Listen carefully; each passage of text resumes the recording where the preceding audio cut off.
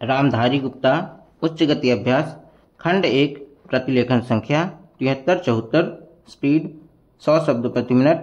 Ready start. महोदय, आज इस समारोह में सम्मिलित होकर मुझे बड़ी प्रसन्नता हो रही है। जब से मैं आपके नगर में पहुंचा हूं, आपने जिस प्रेम और उत्साह के साथ मेरा स्वागत किया है, उसके लिए मैं आपको धन्यवाद देता हूं। मैं जानता हूं कि यह स्वागत किसी व्यक्ति विशेष के लिए नहीं, बल्कि यह देश के प्रति आपके प्रेम का प्रमाण है।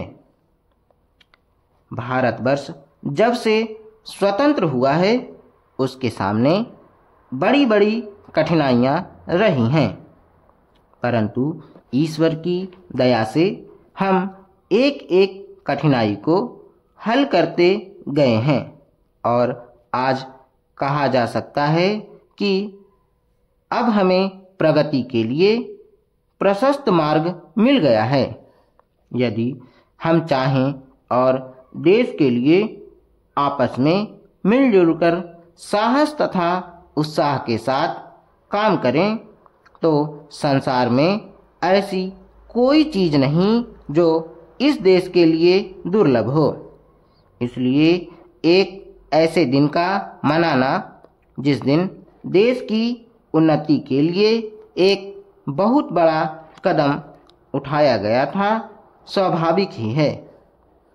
अंग्रेजों के साथ जिस समय स्वराज्य के लिए समझौता हुआ, उस समय उन्होंने सब चीज़ों के साथ साथ एक काम और किया, जिसका परिणाम कुछ भयंकर हो सकता था। जहां एक ओर अंग्रेजी राज्य सीधे तौर पर चलता था, वहां दूसरी ओर देसी नरेशों के अधीन 600 से अधिक रियासतें भी थीं।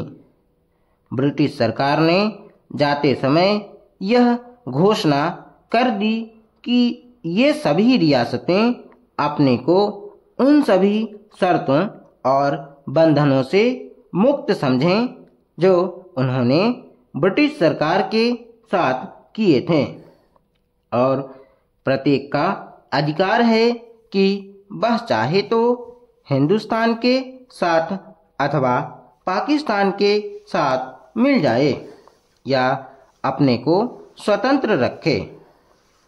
एक नीति के रूप में यह बात बिल्कुल ठीक थी, परंतु यदि हमारे देसी नरेशों के हृदय में भी वह देश प्रेम नहीं होता जो उन्होंने दिखलाया, तो संभव था कि एक भारतवर्ष के बदले आज भारतवर्ष के कई टुकड़े हुए होते। यह समस्या देश के एक भाग में अब तक तय नहीं हो पाई है, और वह भाग कश्मीर का है। उसके लिए हम अभी भी चिंतित हैं।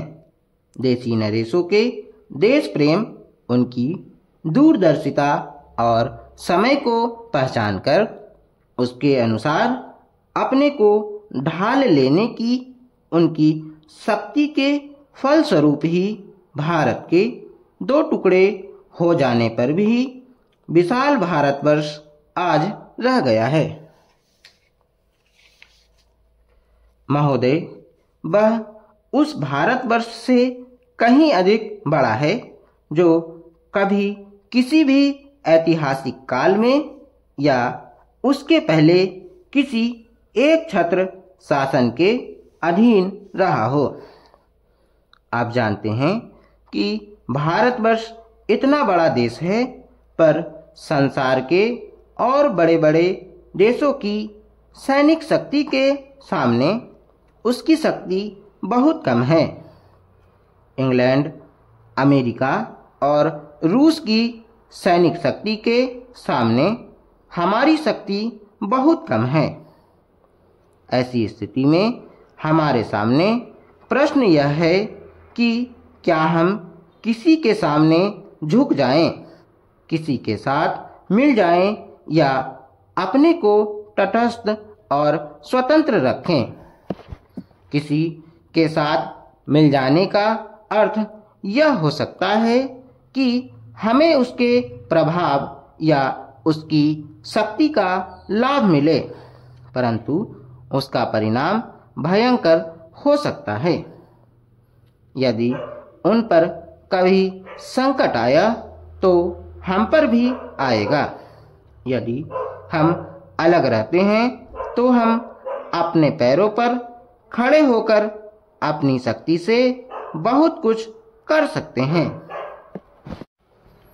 हमारे प्रधानमंत्री ने इस नीति को अपनाया है और यद्यपि आरंभ में हमारे अपने देश में ही बहुत से लोगों ने इसको नहीं समझा था, पसंद नहीं किया, परंतु आज हम देख रहे हैं कि उसका परिणाम क्या हो रहा है। हमारे प्रधानमंत्री ने इस बात की घोषणा कर दी कि हम किसी भी दूसरे देश के साथ गठबंधन नहीं चाहते और हम स्वतंत्र रहकर अपना कामकाज अलग चलाएंगे। हमारे बहुतेरे लोगों ने यह समझा कि यदि हम किसी बलशाली देश से मिलें तो और कुछ नहीं तो कम से कम आर्थिक सहायता तो मिलेगी। जो देश यह चाहते थे कि हम उनके साथ मिलें, उन्होंने तो बुरा माना ही। उन्होंने यह नहीं समझा कि हम अपने को अलग रख रहे हैं, ना कि उनके विरोधियों के साथ मिल रहे हैं। जैसे जैसे समय बीतता गया, धीरे धीरे उन्होंने भी हमारी विदेशी नीति को समझा। आज संसार के लोग मानने लग गए हैं कि भारतवर्ष अपने दृष्टिकोण पर स्थित है।